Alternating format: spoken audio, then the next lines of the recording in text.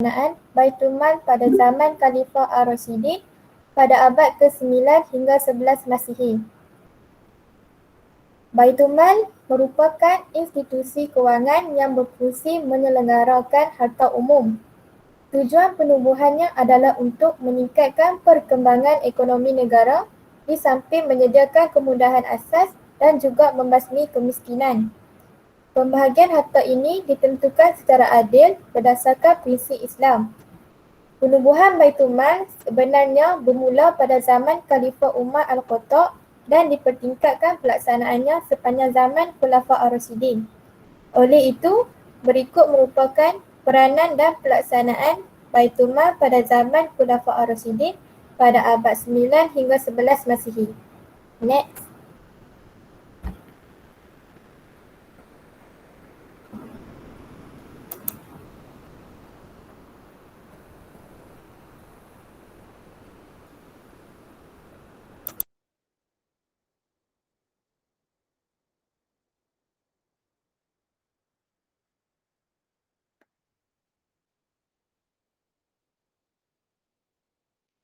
Subah.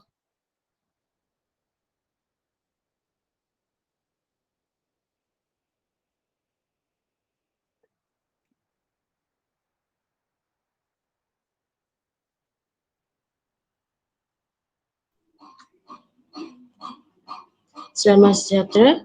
Hari ini saya akan membentangkan tentang peranan Baitul Mal pada zaman Al-Rashidin.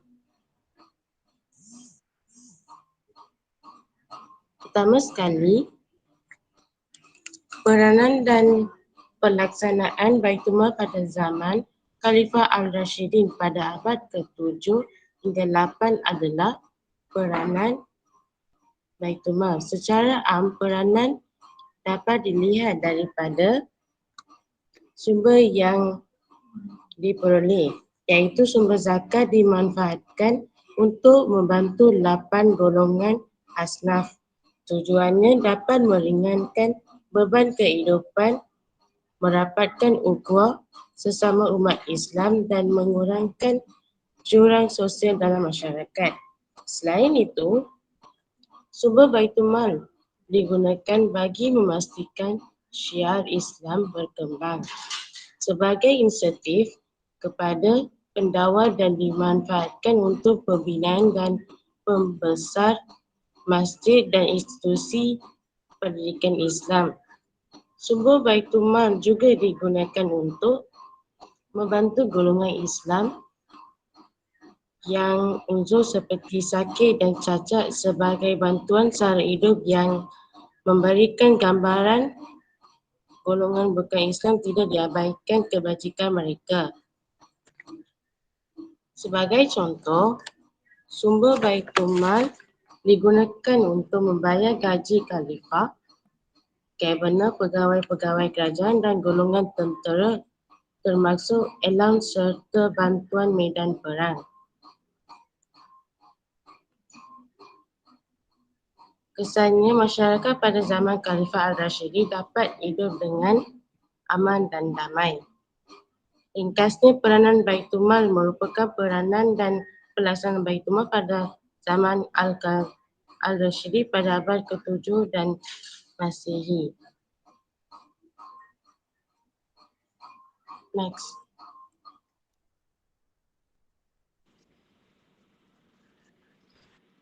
Ikhwan. Faktor kedua iaitu sumber harta Baitul Mal dan pengurusan Baitul Mal serta pemegang kunci untuk Baitul Mal pada zaman Khulafaur Rasyidin. Pertama sekali, pada zaman Khalifah Abu Bakar, pelaksanaan institusi Baitul Mal dapat dilihat apabila Khalifah Abu Bakar menyerahkan sebidang tanah Nabi Muhammad SAW iaitu Fadak dan Khaybar kepada perbendaharaan awam Islam ataupun dikenal sebagai Baitul Mal. Apabila Fatimah menerangkan bahawa Nabi Muhammad SAW telah tidak melakukan pindah milik kepadanya sebelum kewafatan baginda. Setelah itu, Khalifah Abu Bakar berjaya memerangi gerakan murtad dan golongan penentang pusat Islam di Madinah. Abu Bakar mengalihkan tumpuan kepada menghadapi ancaman yang dihadapi oleh kaum tumpuan muslimin di daerah yang bersepadan dengan Empire Byzantine dan Parsi.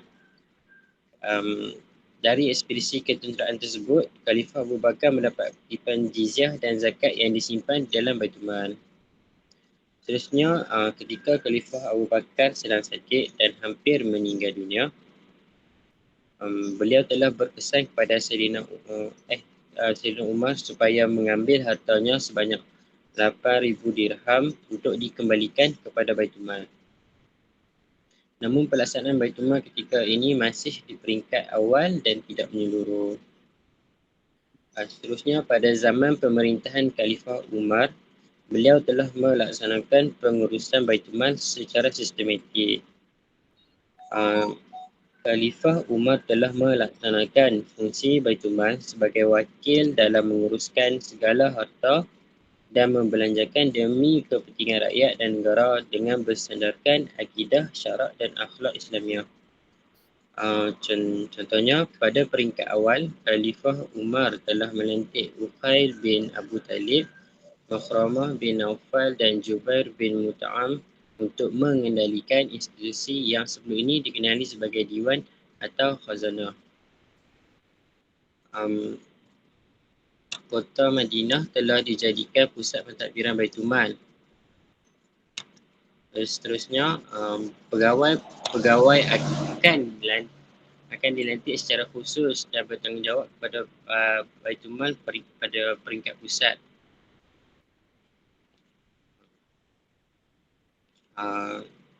Itu saja untuk fakta kedua. Next.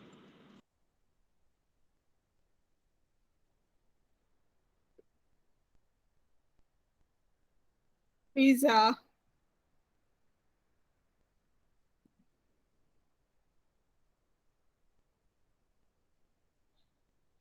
Mikrofon Fiza.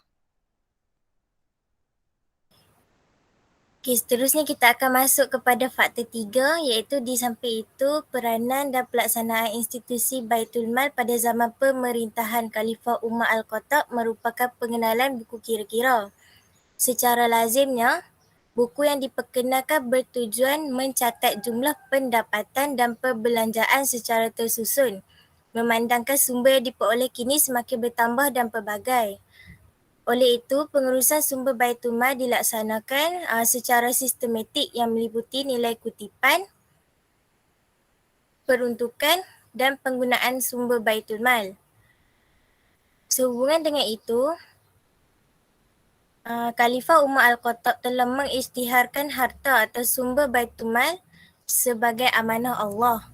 Sebagai contoh, antara sumber-sumber Baitul Mal pada zaman pemerintahan Khalifah Umar Al-Khattab ialah zakat fitrah, zakat harta, sumber cukai yang terdiri daripada cukai jizyah, qaraj, usyur, harta rampasan perang iaitu ghanimah, al-fai serta harta amanah-amanah seperti harta wakaf, sedekah, luqatah termasuk harta karun.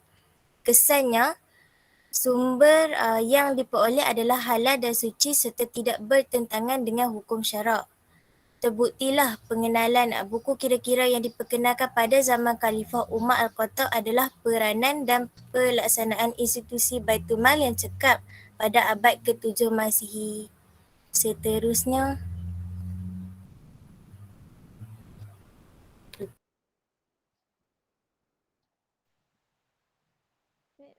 Bismillahirrahmanirrahim. Kita nak sambung pasal fakta tentang pentadbiran atau pengurusan cawangan Baitul Mal peringkat wilayah. Baiklah, penubuhan cawangan Baitul Mal ni dikuasai kerajaan Islam dan pusat pentadbirannya adalah di Madinah. Selepas pada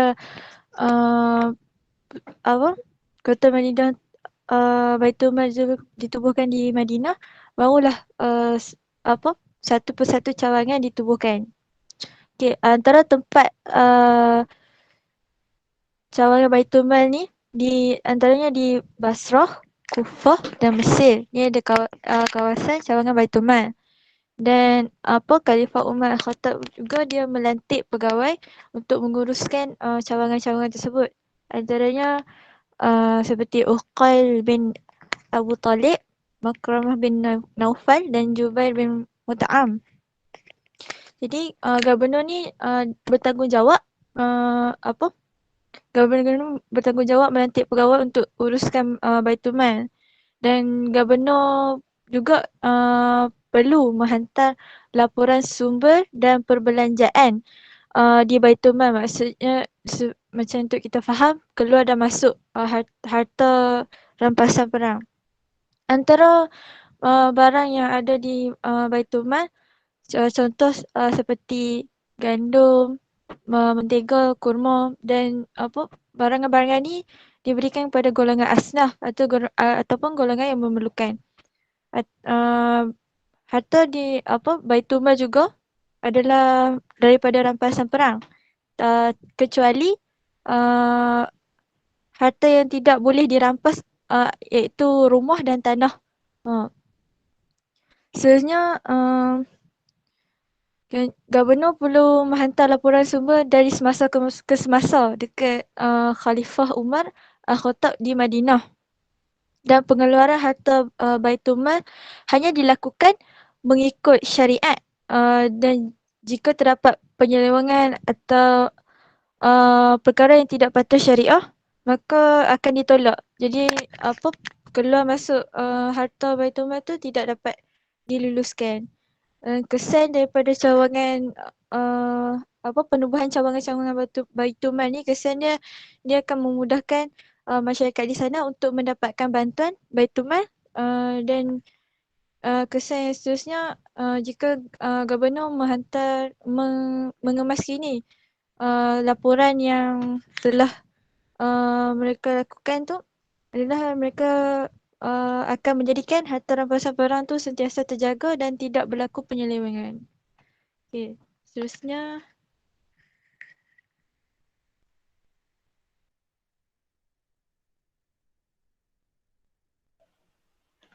Seterusnya peranan dan pelaksanaan institusi Baitul Mal pada zaman Khalifah Ar-Rasyidin pada abad ke-7 hingga 8 Masihi adalah perbelanjaan Baitul Mal, iaitu Baitul Mal dia mesti mengikut saluran yang sebenar. Secara amnya, zakat hanya akan diagihkan kepada 8 golongan asnaf. Dengan itu, perbelanjaan sama ada di peringkat pusat maupun peringkat wilayah mestilah digunakan secara berhemah dan secara sistematik. Khalifah juga tidak berhak untuk memiliki sepenuhnya harta atau sumbangan Baitul Mal ni. Sebaliknya, mereka berperanan sebagai pemegang amanah yang bersesuaian dengan status harta tersebut yang dianggap sebagai amanah Allah, bukannya milik kerajaan. Sebagai contoh, Khalifah Umar, beliau pernah mengambil bahan makanan seperti gandum, mentega dan kurma dari stok simpanan di Baitul Mal untuk diberikan kepada seorang wanita dan anak-anaknya akibat kelaparan. Kesan daripada peranan perbelanjaan Baitul Mal ni, golongan asnaf pada zaman Khalifah Ar-Rasyidin ni dapat hidup dengan keadaan yang selesa tanpa perlu berlapar-laparan. Oleh itu, terbuktilah bahawa perbelanjaan Baitul Mal merupakan peranan dan pelaksanaan institut Baitul Mal pada zaman Khalifah Ar-Rasyidin di abad ke-7 hingga 8 Masihi. Seterusnya,